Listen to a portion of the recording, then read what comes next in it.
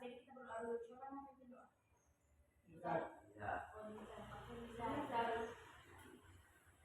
Teman-teman, sebelum kita mulai konseling, mari kita berdoa dulu.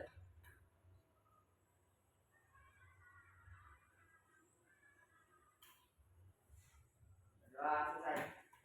Oke. Jadi kemarin kan sempat saya kasih tugas kalian di rumah kan, suruh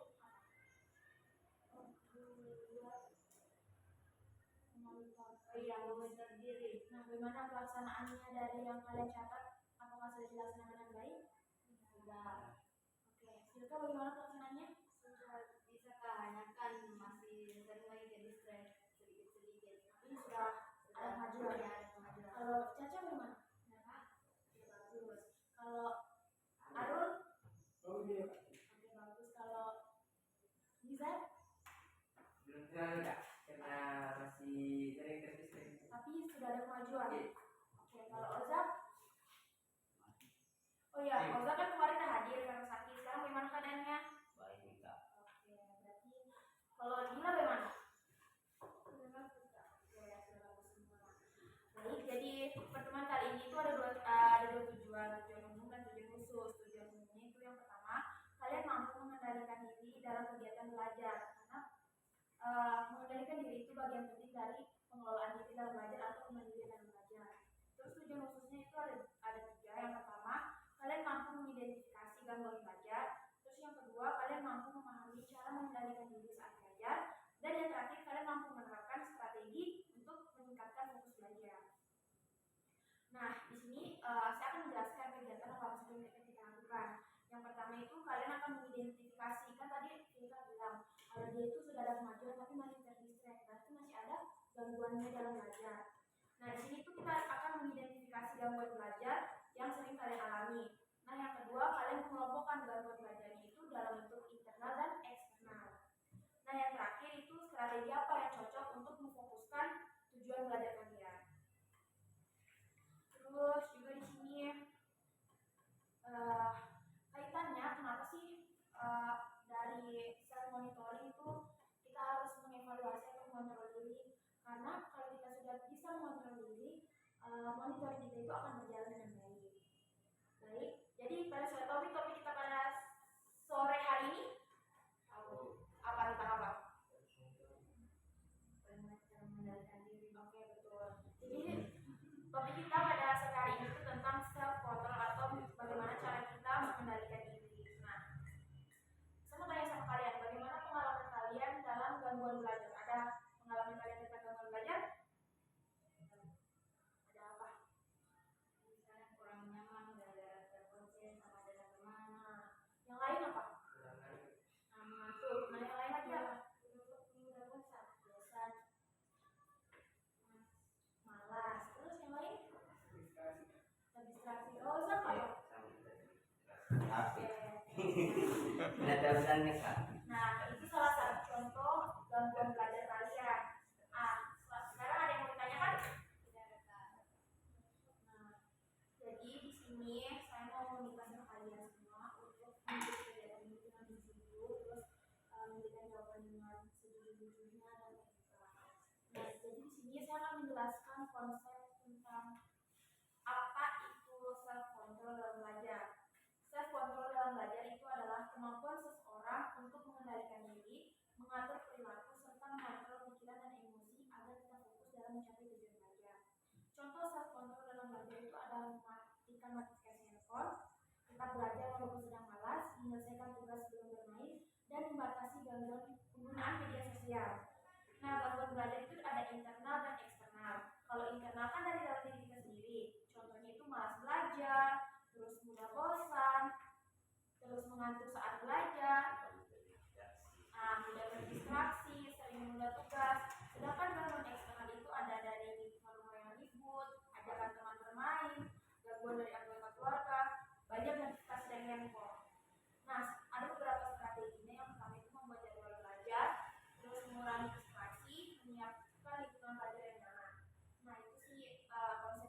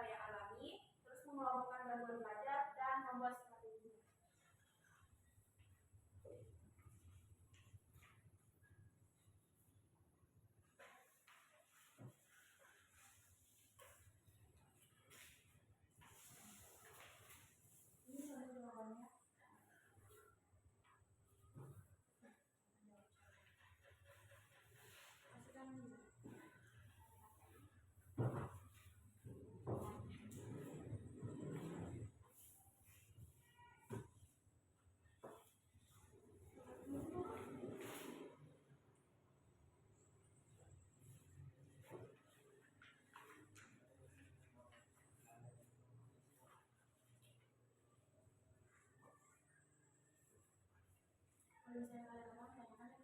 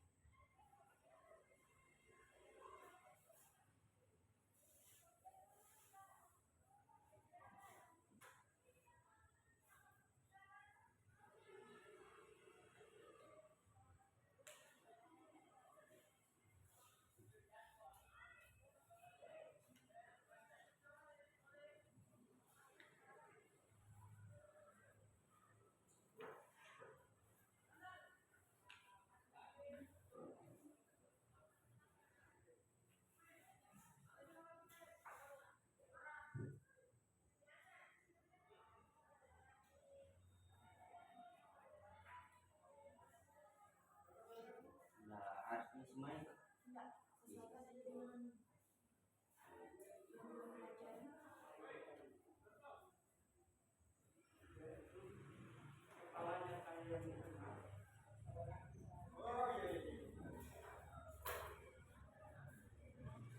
belum pelajari.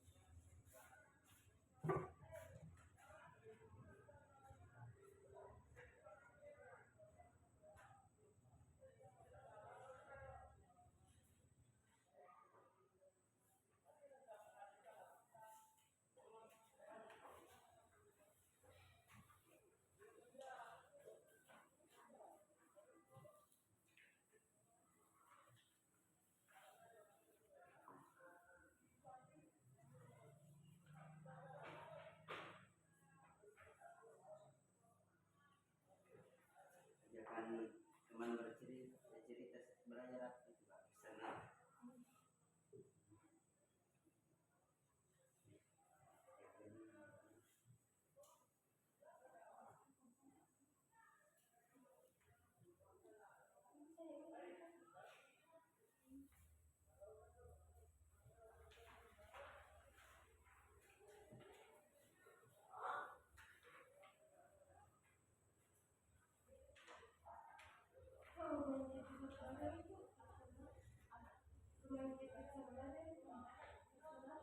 Internet, udah internet, pikir lagi ke sini.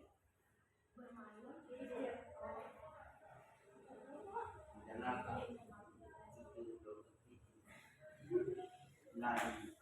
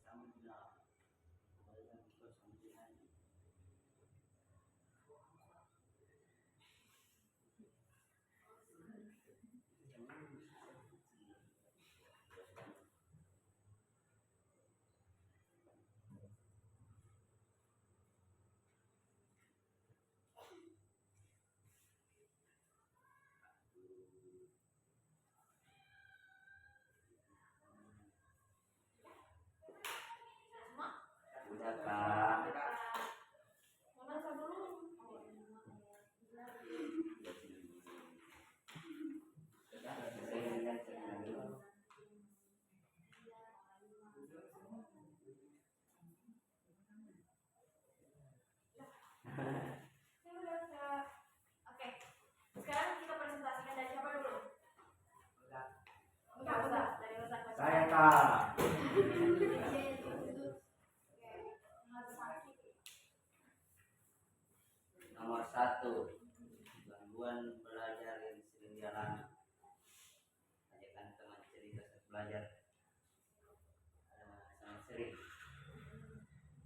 2, mengantuk saat belajar. Sering. 3, bermain gadget saat belajar. Kadang-kadang. Gangguan belajar. Ajakan teman cerita saat belajar. Eksternal. 2, mengantuk saat belajar. Internal. 3, bermain gadget saat belajar. Internal. 3, gangguan belajar. Ajakan teman cerita saat belajar. Strategi mengendalikan diri, menyelesaikan tugas terlebih dahulu.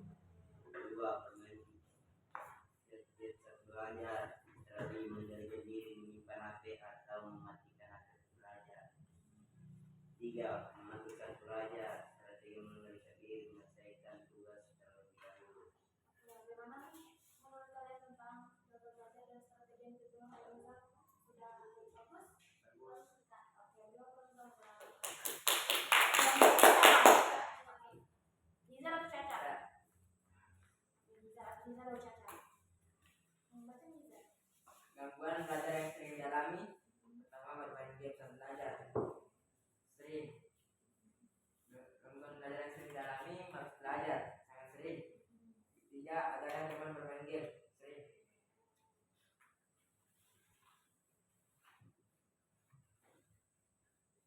Gangguan belajar, bermain game saat belajar. Jenis gangguan internal. Malas belajar. Jenis gangguan internal. Ajakan teman bermain game. Jenis gangguan eksternal. Strategi mengendalikan diri. Gangguan belajar, bermain game saat belajar. Strategi mengendalikan diri, lebih fokus saat belajar dan menjauhkan handphone ketika sedang belajar.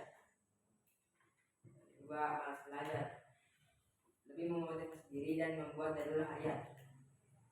3, ajakan teman bermain game. Strategi mengendalikan diri, menolak ajakan teman ketika sedang belajar. Gimana nih untuk lembar kerjanya Nizar? Sudah bagus belum? Bagus, Kak. Oke, 2 Nizar.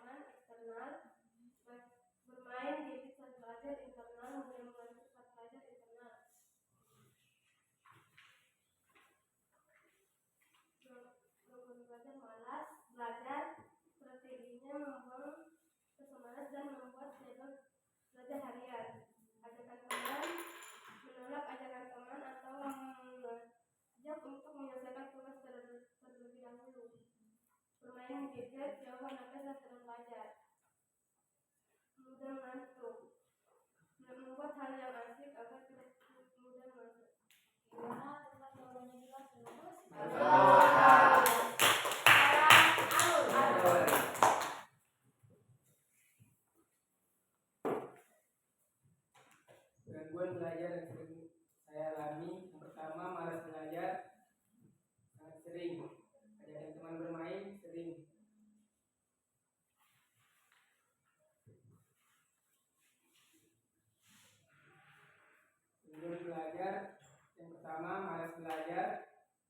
jenis gangguan internal. Yang kedua, ajakan teman untuk bermain, jenis gangguan eksternal.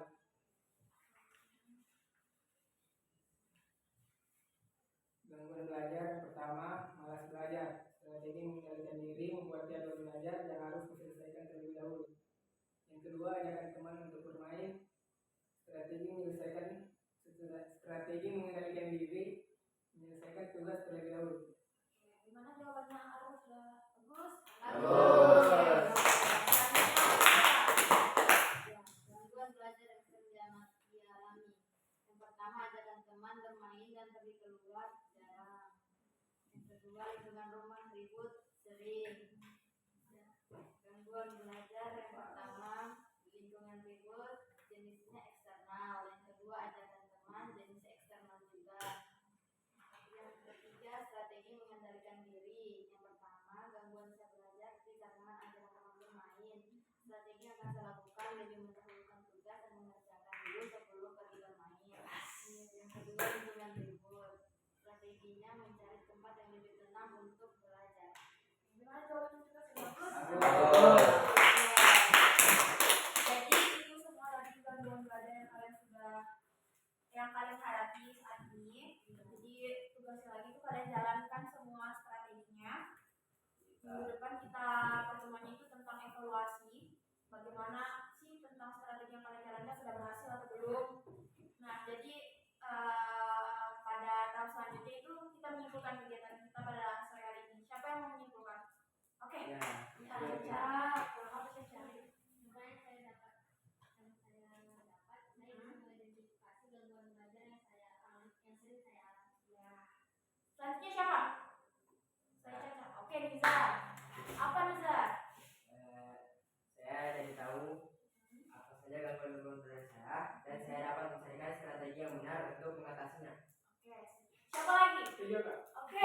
Bagus. Arul. Dari kesimpulan pertemuan kita hari ini, saya bisa menyusun strategi pengendalian diri untuk mengatasi gangguan belajar. Oke, mantap. Terus siapa lagi? Saya Oke, Ozak. Mantap, Ozak. Apa Ozak? saya bisa belajar mengelompokkan gangguan belajar menjadi faktor internal dan eksternal. Oke. Jadi apa untuk kalian semua? Jadi itu kesimpulan kita pada kegiatan kita. Oh, belum.